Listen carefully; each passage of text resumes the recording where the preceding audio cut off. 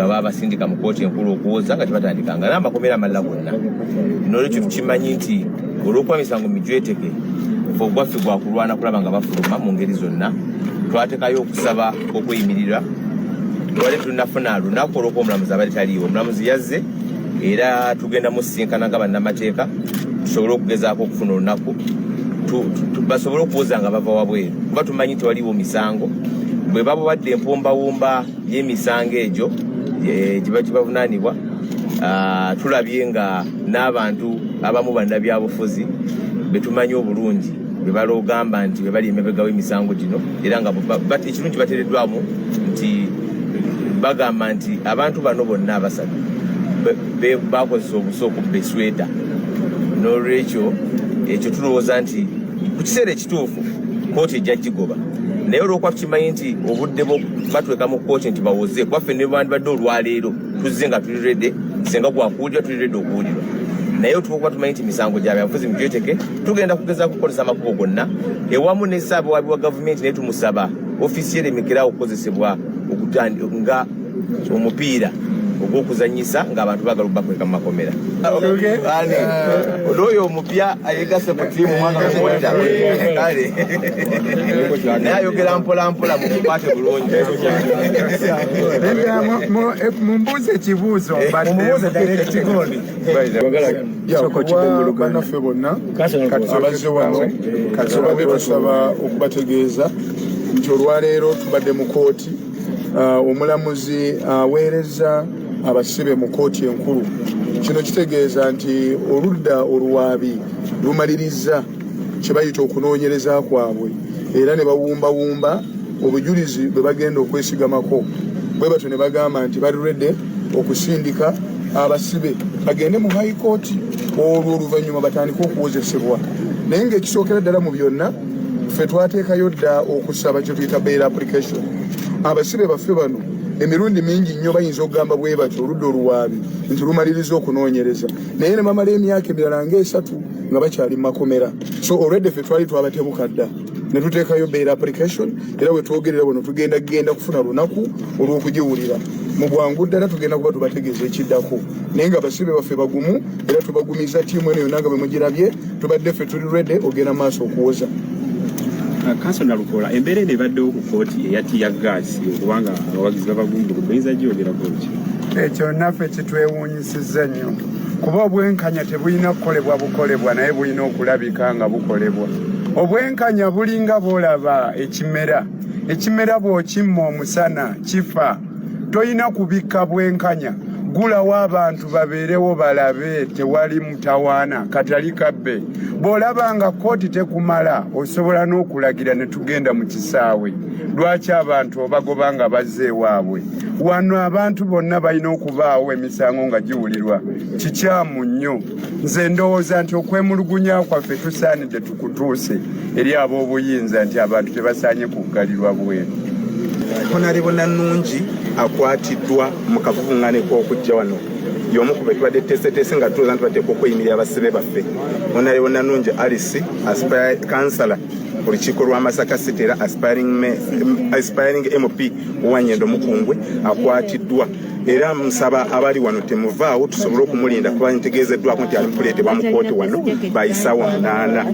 Nannungi Alice bane free Nannungi Alice free all phone handset, common 12, black in color, worth 730,000 immediately before or during or after the said robbery, threatened to use deadly weapon, to which a short, sharp knife, stick, against the said Gayondo Bobi. Common 12 nakali katuga bumulange kabalirwamu emitwalo 7.3 oluvannyuma lw'ekyo okubaawo obanga tekinnabaawo obanga kibeerawo nemukozesa okutiisatiisa nemukozesa akambe akali akampi nga koogi n'omuggo oyo ayitibwa Kayondo Maguti. Count 2, you are charged of simple robbery, contrary to section 266 and 2671 of the Penal Code Act. Omusango gw'okubiri nagwo gwa bunyaguluzi ekikontana n'akawaayiro 266 ne 267 akawaayiro akasooka ku kitabo ky'obuweereza n'emisango. Particulars of the offense are that Chivumbi Achileo, Muvumya Gaddafi, Okabe Grace, Elias Smart, and others still at large on the 18th day of May 2024 at Manja Village in Rengo, robbed Techno Spark 8 phone and a jumper, all valued at 400,000 from one Rebecca Drake. And immediately before or after, said robbery used act of violence against the said Rebecca Drake. Kiranga Chivumbi Muvumya Gaddafi Wakabi Osayitibwa Smart n'abalala bakyanoonyezebwa nga 18 Ogwokutaano 2024 era ku kyalo Manya mu Lwengo mwabba akasimu ekika kya Smart 8 nemubba jampa nga byonna bibalirwamu emitwalo 4 okuva ku omu ayitibwa Rebecca Drake. Oluvannyuma ng'omusango tegunnabaawo oba nga gubeerawo mumukozesaako ebyanyi eyayitibwa Rebecca Drake. Count 3. You are charged with simple robbery contrary to section 266 and 2671 of the Penal Code Act. Omusango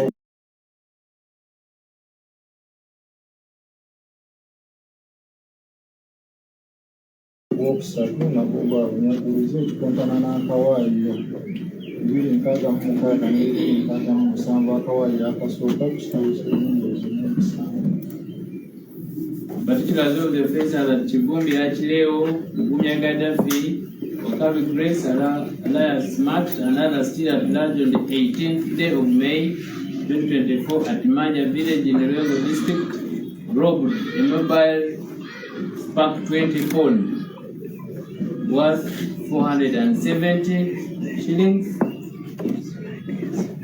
cash 200,000, and national identity card, all valued at Uganda shillings 870 from Murungi Brothers, and immediately before or after the said robbery used act of violence against the said Murungi Brothers. Era bagamba nti Chivumbi Achileo Muvumya Gaddafi Wakabi Grace olusayitibwa Smart n'abalala nga bakyanoonyezebwa ennaku z'omwezi nga 18 Ogwokutaano 2024 ku kyalo Manya ekisangibwa mu Lwengo mwabba akasimu ekika kya Spark 20 ne mubba kavu wa emitwalo 47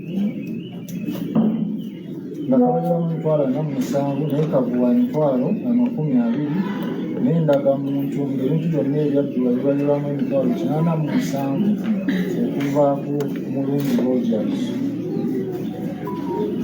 Count 4, simple robbery. A charge of simple robbery contrary to section 266 and 2671 of the Penal Code Act. Era nga n'omusango ogwokuna ogwo gwa bubbi nga kukontana n'akawaayiro 266 ne 267 akawaayiro akasooka ku kitabo ky'eby'enjawulo n'emisango. The particulars of the offense are that Chivumbi Achileo, Muvumya Gaddafi, Wakabe Grace, Elias Smart, and others still at large on the 18th day of May 2024 at Manja Village in Rengo district, robbed Uganda shillings 200,000 from Mukalazi John, and immediately before or after the said robbery used act of violence against the said Mukalazi John.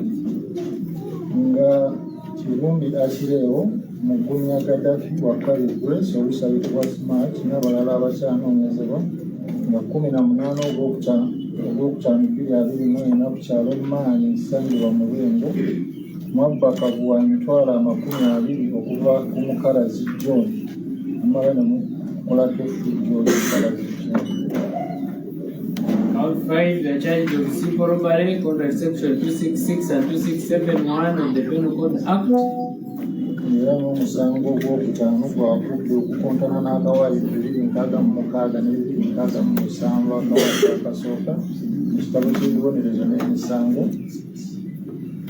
particulars of the offense are that Chivumbi Achileo, Munya Gaddafi, Wakabi Grace, Alaya Simaga, and others still at large on the 18th day of May 2024 at Manja Village, Mirengo District, robbed mobile phone Techno Smart Pop 7 worth shillings 320 from Sechito Haruna, and immediately before or after the said robbery used actual violence against the said Sechito Haruna. Era Chivumbi Achileo, Munya Gaddafi, Wakabi Grace, Olusayitibwa Smart, n'abalala abakyanoonyezebwa nga 18 ogw'okutandikira 24 ku kyalo Maanya ekisangibwa mu Lwengo mwabba akasimu ekika kya Techno Smart Pop 7 wakabalirwamu emitwalo 32 okuva ku Sekito Haruna oluvannyuma ne mumukola Techno Sekito Haruna. Count 6, you are charged of assault occasioning actual bodily harm under section 219 of the Penal Code Act. Omusango ogw'omukaaga okutuusa ebisabo ku muntu ekikontana n'akawaayiro 219 ku kitabo ky'ebibonerezo by'emisango. Particulars of the offense are that Chivumbi Achileo, Munya Gaddafi, Wakabi Grace, Alaya Smart, and others still at large on the 18th day of May 2024 at Manja Village, Mirengo District, unlawfully assaulted Namsa Zainab, thereby occasioning her actual bodily harm. Nabagamba nti Chivumbi Achileo, Munya Gaddafi, Wakabi Grace, Olusayitibwa Smart, n'abalala abakyanoonyezebwa nga 18 ogw'okutandikira 24 kyalo Maanya ekisangibwa mu Lwengo District bumenyi bw'amateeka mwakuba Namusaazi Zainabu ne mumutuusaako ebisale. That's the indictment on you. Remember to read you the summary of the case. The Directorate of Public Prosecution shall at the trial prove the following. Emisango gibavunaanibwa ng'omuwabi wa gavumenti agamba bino byagenda okukakasa. That 1. The accused Chivumbi Achileo, hereinafter referred to as A1, is a male adult of sound mind, a resident of Nansana East, 11B zone in Nansana Municipality, Wakiso District. Nabagamba nti avunaanibwa asooka Chivumbi Achileo nga wano amanyiddwa nti musajja mukulu munnayuganda ng'ategeera bulungi omutuuze w'e Nansana East 2B zone esangibwa e Nansana Municipality mu Wakiso District. Accused Munya Gaddafi, here referred to as A2, is a male adult of sound mind, a resident of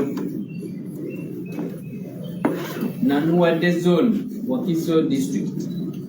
Nga n'avunaanibwa owookubiri ye Munya Gaddafi, omusajja mukulu ng'ategeera bulungi nga bagamba mutuuze w'e Nakuwadde Zone ekisangibwa mu Wakiso District.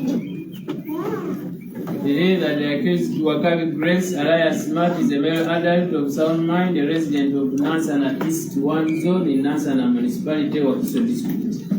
Nga n'avunaanibwa owookusatu ye Wakabi Grace Olusayitibwa Smart, omuntu mukulu ategeera bulungi nga naye mutuuze w'e Nansana East Zone ekisangibwa e Nansana Municipality mu Wakiso District.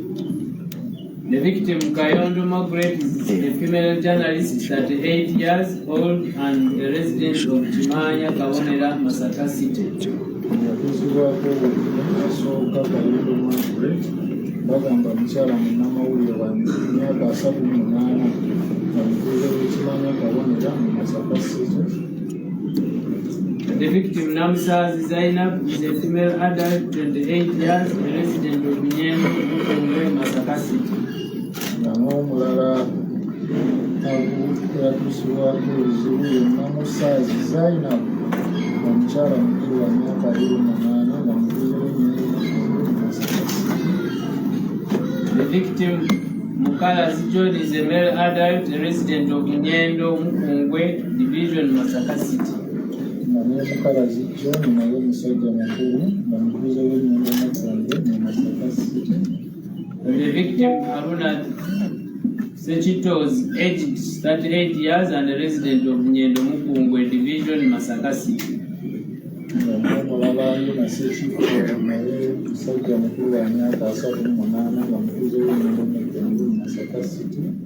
The victim, Luwegadre, was aged 30 years and a resident of Chimanya, Kabonera division, Masaka City.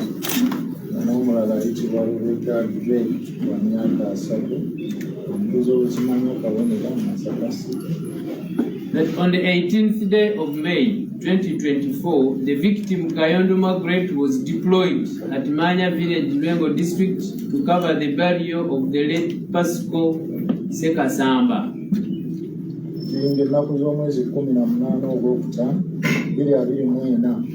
Kayondo Margaret yaweebwa obuvunaanyizibwa okugenda emmanya Lwengo okubaako okuzika kwe yali agenze okuweereza ku mpewo okw'omugenzi Pascal Sekasamba. And she was accompanied by another journalist, one Namsaz Zainab and Gertrude Mutiaba. Era nga yali awerekeddwako munnamawulire munne ayitibwa Namusaazi Zainab ne Gertrude Mutiaba. And they arrived at around 11 and started covering the burial. Baatuukawo ku ssaawa nga 5 ne batandika okukola ebyali gye batutte. Kayondo Margaret was covering using her smartphone Tecno Camon 12 with 2 SIM cards. Kayondo Margaret yagenda ye yali akozesa simu ye ya mu ngalo ekika kya Tecno Camon 12 nga yalimu n'elayini z'essimu bbiri. 0701962333 and 0772866579. Ennamba eyasooka yali 0709962333. Ennamba ey'okubiri yali 07728685. After a Centum, aka Bobi Wine, arrived around 2 out of nowhere. The agents of the said Kyagulanyi Robert approached Kayondo Margaret and asked her what she was covering. Oluvannyuma Kyagulanyi Ssentamu Robert olumu amanyiddwa nga Bobi Wine yatuuka mu kuziika ku ssaawa nga 8.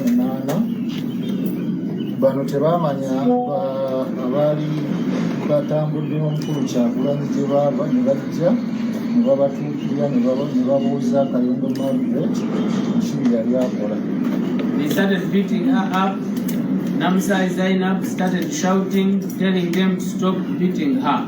They pulled her leg. Fortunately, she did not fall down. Batandika okumukuba oyayitibwa Namusaz Zainab n'atandika okuwoggana ng'abasaba okulekerawo okumukuba. Kibaamala ne bamusika okugulu eky'omukisa omulungi teyagwa. At the time Namsa Zainab was holding a camera, Camon black in color, one Eddie Mutwe joined and asked the agents to stop what they were doing. In that instance, A1 jumped and grabbed the lens of the camera, pulled it off. And after a few seconds, he handed it back to her and announced that it was no longer working. Kiwudde obwo Namusaazi Zainab yali akutte essimu ye ekika kya Camon nga nzirugavu mu langi. Omu ayitibwa Eddie Mutwe yajja n'abeegattako n'abuuza abo abaali bamubuuza n'abagamba okulekeraawo okukola kye baali bakola. Era awo wennyini avunaanibwa asooka n'abuuka n'ajja n'aggyako lenzi ya kamera n'agitwala, naye oluvannyuma lw'obuddakiika n'akomawo n'abategeeza nga nti eyali tekola. Amidst all this, A2 hit Kayondo Margaret's head. She fell down and her phone fell down. She hit her face on the ground. The agents of Kyagulanyi Robert Centum started beating her all over the body while she was on the ground. She observed some of these agents had short knives and big sticks. Kayondo Margaret realized her life was in danger she decided to lie low. Bino byonna nga bigenda mu maaso, avunaanibwa owookubiri yajja n'akuba Kayondo Margaret ku mutwe n'agwa wansi, n'essimu ye n'egwa wansi. Oluvannyuma yatandika okukubwa ng'ali wansi, olwabo bagejenti b'omu ayitibwa Kyagulanyi Robert Ssentamu ne batandika okumukuba omubiri gwonna. Eyali ali wansi yalaba abaali bamukuba nga baali balina obuso nga balina n'emiggo. Eyamanyira nti obulamu bwe eyamanyira nti obulamu bwe bwali mu kakwabano n'asalawo watalangira. The many agents, including A1, A2, and A3, took away her green sweater and her mobile phone handset Camon 12, black in color, with 2 SIM cards, 0701 962333 and 0772 866579. There was also another man putting on a face mask who was also part of the soldiers or agents. Njirangi bajja abaali abantu b'omukulu oyo nga kwe kwali avunaanibwa asooka, avunaanibwa owookubiri n'avunaanibwa owookusatu. Bamuggyako esweta ye eya kiragala, ne bamuggyako essimu ye ey'omungalo kamuntero eya black mu langi, n'essimukazi ze bbiri. Esooka yali 0701962333 nga n'eyookubiri yali 0772868579. Era oluvannyuma waliwo omwami omulala eyajja nga yali ataddeko masiki, nga yalooza oba oli awo nti yali w'amagye oba omu ku baagenti b'omukulu. In that scuffle, A2 and 1 Sebu Edward attacked one Bodyguard Drake, beat him with fists and sticks, and his tooth was injured. They stole the jumper and mobile phone Techno Spark 8. Mukakuubagano konna akaaliwo avunaanibwa owookubiri n'omu ayitibwa Sebu Edward bajja ne balumba Bodyguard Drake ne bamukuba ebikonde, emiggo, erinnyo lye ne lifunako obuvune, ne babba ne jampa ye n'ennamba n'essimu ye ey'omungalo Techno Spark. Mukala's John was beaten on the head, chest, stomach by A2 and Eddie Mutwe, whom he knew as the head of security of Honorable Kyagulanyi Robert Ssentamu, and they in the scuffle stole Mukala's John's money worth 200,000 shillings. He was later rescued by the security officer of Matthias Mpuuga.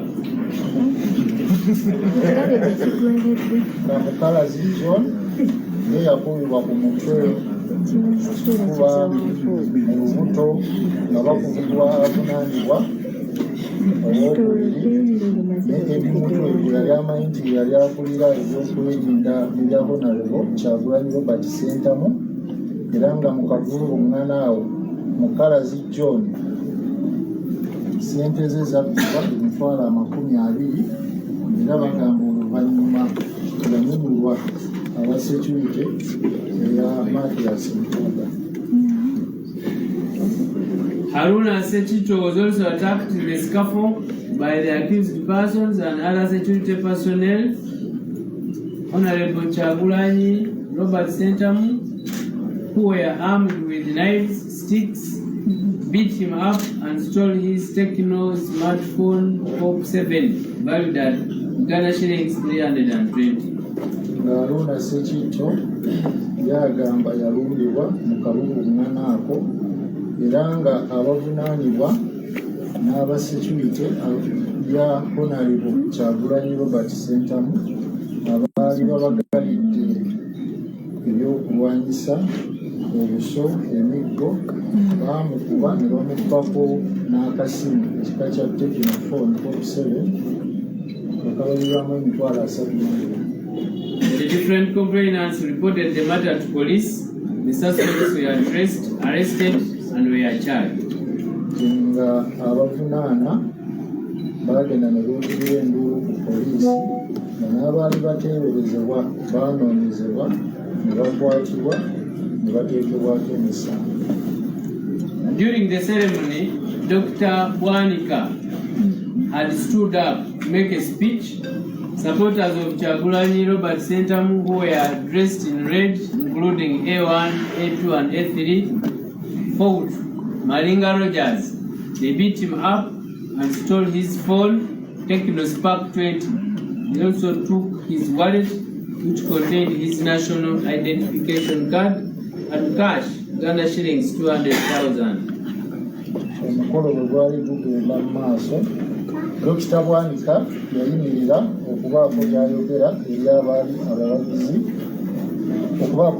abawagizi ba Kyagulanyi Robert Sentamu abaali bambadde ebyambalo byabwe ebimyufu okuli avunaanibwa asooka, avunaanibwa owookubiri, avunaanibwa owookusatu balwanagana ne Malinga Rogers ne bamukuba ne bamubbako essimu Techno Spark 20 ne batwala ne waleti ye omwali ndagamuntu ye n'ekavuwa emitwalo 2. He was able to identify one Sebufu Edward who beat him up badly. Many people were innocently beaten by these noob agents. Ng'agamba ye yasobola okwetegerezaako ayitibwa Sebufu Edward nga ye yamukuba bubi nnyo, naye nga n'abantu abalala bagamba abaali tebalina musango baakubibwa ba agenti banno. The victims were examined on PF3, included Kayondo Margaret, who suffered a blunt trauma on the left nose. Namsas Zainab had a sprain on the left knee. Mkalas John had a bruise on the left eye. Bagamba nti abo abaatuusibwako ebyo baatwalibwa ne bakeberebwa mu ddwaliro era ne bakizuula nti Kayondo Margaret yafuna okulumizibwa ku sayidi y'ennyindo ye eya kkono, Namusazi Zainab n'afuna okulumizibwa ku vivi eya kkono, Mukalas n'afuna okulumizibwa ku liiso lye erya kkono. All the accused persons were examined on Police Form 24 and they are found to be adults of sound mind. Era nga n'abavunaanibwa bonna baatwalibwa mu ddwaliro okwekenneenya tebazuula nti baali bantu abaali bategeera obulezi. Camera and the lens were recovered. Kamera ne lens byo byafunibwa. Prosecution shall rely on the following evidence. A. PF3 of Kayondo Margaret, Vega Drake, Muhangiki Rogers, Mukalas John, Sechito, Halima, Namsas Zainab. Nga oludda oluwaabi lugamba lugenda kwesigama ku bino wammanga baluwa abasawo kwe baakeberera abaatuusibwako obuvune nga bajja kwesigama ku yakolebwa ku Kayondo Margaret, Vegatwe, Muhangi Roger, Mukalazi John, Sechito Alima wamu ne Namusazi Zainab. Prosecution shall also rely on the Police Form 24 of Chivumbi Achileo, Mugumya Gaddafi, and Wakabi Grace, known as Alaya Smart. Era bajja kwesigama ne ku bbaluwa kwe baakeberera abavunaanibwa oba bategeera bulungi okuli Chivumbi Achileo, Mugumya Gaddafi, Wakabi Grace, ayitibwa Smart. Therefore, the prosecution shall contend that the accused have no plausible defense and shall be convicted as indicted.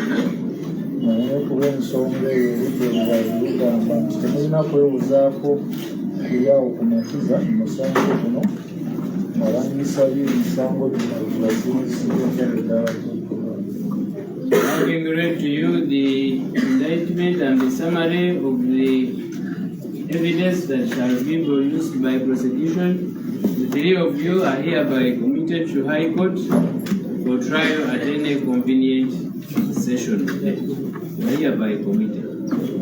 Oluvannyuma lw'okusomwa kw'ebisambo ebyaddizibwa n'engeri byaddizibwamu basazeewo abaweereze mu kkooti enkulu embeera bweti bweri wano e Masaka embeera bweti bweri wano kkooti Masaka poliisi n'amagye bigaanye abawagizi oba ab'eŋŋanda abagenda okweyimirira na buli muntu yenna okuyingira ekkooti e Masaka wano baganda bakola akirewo kivumbi we bagenda okuleetebwa akirewo kivumbi Gaddafi ne Smart we bagenda okuleetebwa ekiri e Masaka abantu bangi naye poliisi eremesezza abantu basazeewo okutuula mu kituufu embeera bweti bweri wano e Masaka embeera bweti bweri wano e Masaka poliisi n'amagye bigaanye abawagizi oba ab'eŋŋanda abagenda okweyimirira na buli muntu yenna okuyingira ekkooti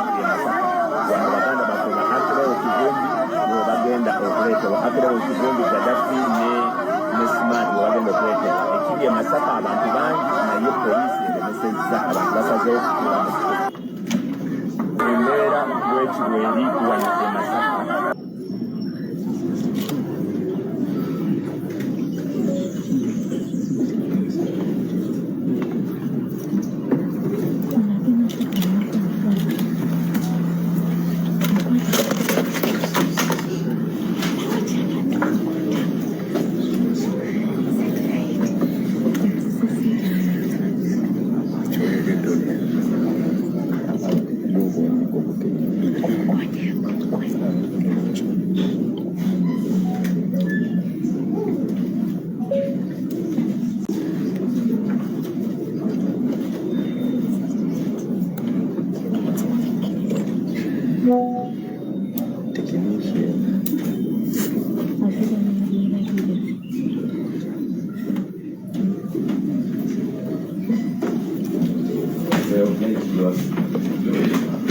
We just have one housekeeping request that we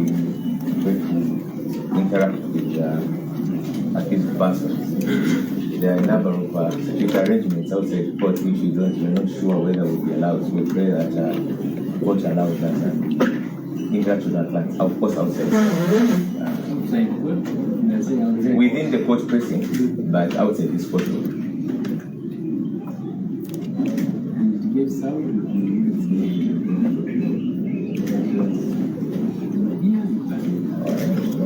For the other issue, we shall raise it in the appropriate body.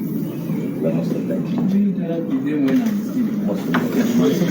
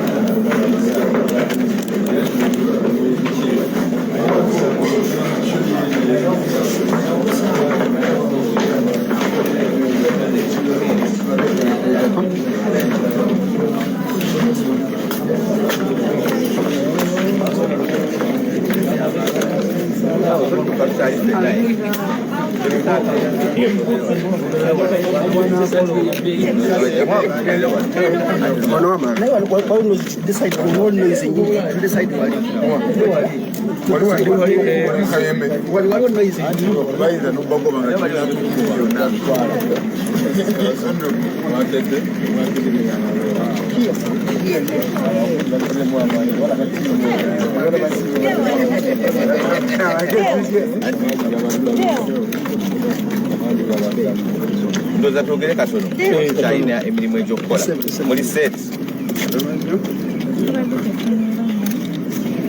nesobola Uganda empya erwawo okukanika naye engeri gyeri yakabaka katugirinde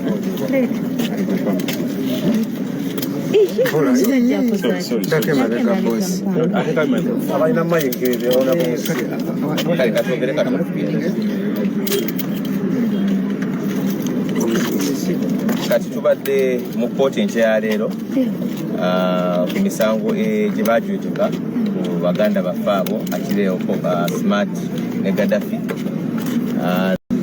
Mwebale nnyo.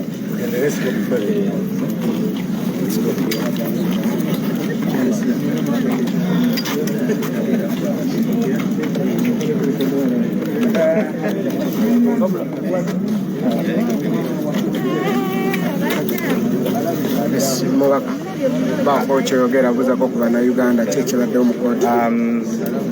Nange ndi omu ku bafunye tiyagaasi olwaleero era ndi omu ku basitudde abantu abadde mu mbeera embi nga tubatwala ate mu malwaliro. Omuwala akola kantini wano mu kooti kwennyini tumuyodeyodde Aisha ng'ali mu mbeera mbi. Nze nvumirira ne sekuvumirira ebikolwa bya poliisi. Butuufu tugenza okujja ku kooti nga simanyi kooti eyaniriza buli omu okuwuliriza ekigenda mu maaso.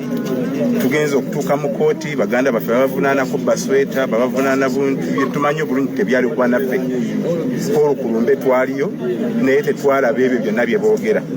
Kitwewunyisiza nga tebamensioninga amannya g'abakulu baffe baganda baffe bannabyabufuzi ba wano Honorable Mpuuga ne Honorable Bwanika nga bagamba abakuumi baabwe be baataasanga n'ebyali bibbiddwa bwegane kyeraga butereevu nti bano balwana nsonga za byabufuzi n'abantu kubakyawa. Naye kibi nnyo. Erinnya lyange nze Henry Myers Kagolo. Kati amanya Stephen Kaweesa empya ddaku Wanansi na municipality. Nange nsookera ddala okuvumirira ekikolwa kya poliisi.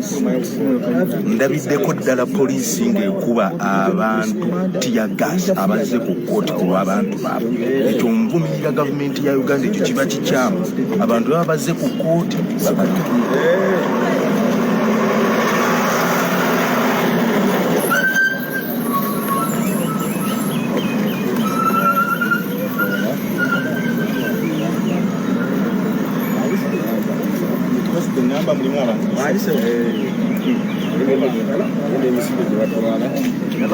Sonale bosoko obuze ku bannayuganda kyekibaddewo akagwe nga yasooseewo.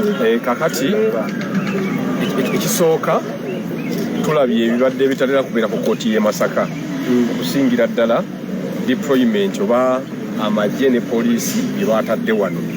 Abantu bangi bagaaniddwa okuyingira era wakati mu bagaana okuyingira ne bakubamu omuggo ogubalagala n'amasasi ge bakubye mu bbanga. Tuyingidde mu kooti omulamuzi n'awa ebigambo bye nga bwe mubiwulidde. Ekisookera ddala ffe ng'abakulembeze ddala bava mu Masaka tuvumirira ekikulu ekibadde wano ku kooti olunaku olwaleero ekyaba ebyokwerinda okulaba nti bakozesa eryanyi lingi. Abantu wali azirina kissi abantu ba mirembe. Naye ekirala singa wabaddewo okweyimirira olunaku olwaleero baganda baffe bano kyali badde oluusi kizibu kubanga n'abagenda obeeyimirira abamu babalemeza wabweru. Mulabye n'akaseera bannamateeka ke bayingiriddemu nga badde basose bagaana kuyingira. Tubivumirira naye ebyo tebitubalaamu maanyi. Baganda baffe abali mu kkomera ekirungi bakyali banywevu. Naffe abali eno omulimu gwe tusigazizza omunene kwe kulaba nti nno nga bannamateeka bwe bakola ogwabwe ogw'amateeka naffe tukozesa ogwaffe eno okubanja obwenkanya.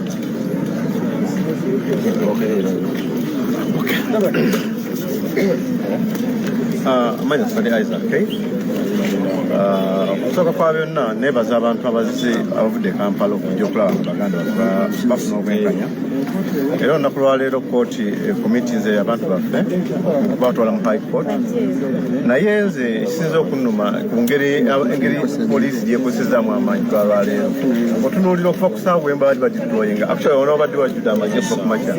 Naye engeri gavumenti gyekozesaamu nga omuntu yabba bubbi kasweta nga obagamba nabba akasimu sinakatekino nga kaali kamenyeka ne screen kugamba weewuunya. Naye eggwanga lyetulimu naye nga nebaza abalooyazi baffe nti bo basazeewo okulaba nga balwana paka okulaba nga kirisi abantu baffe bafuna obwenkanya kubanga abantu balina musango.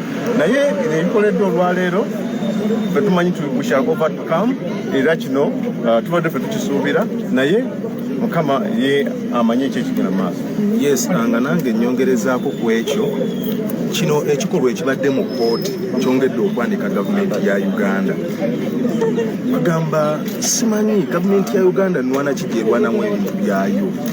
Eggwanga libadde nga limanyi nti ba prisoners baasibibwa olw'ensonga ennene.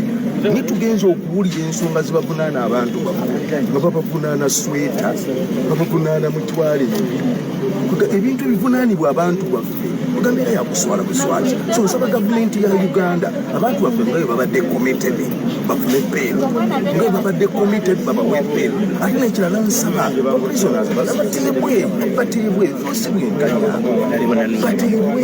Stephen Kaweesi n'asaba aliwo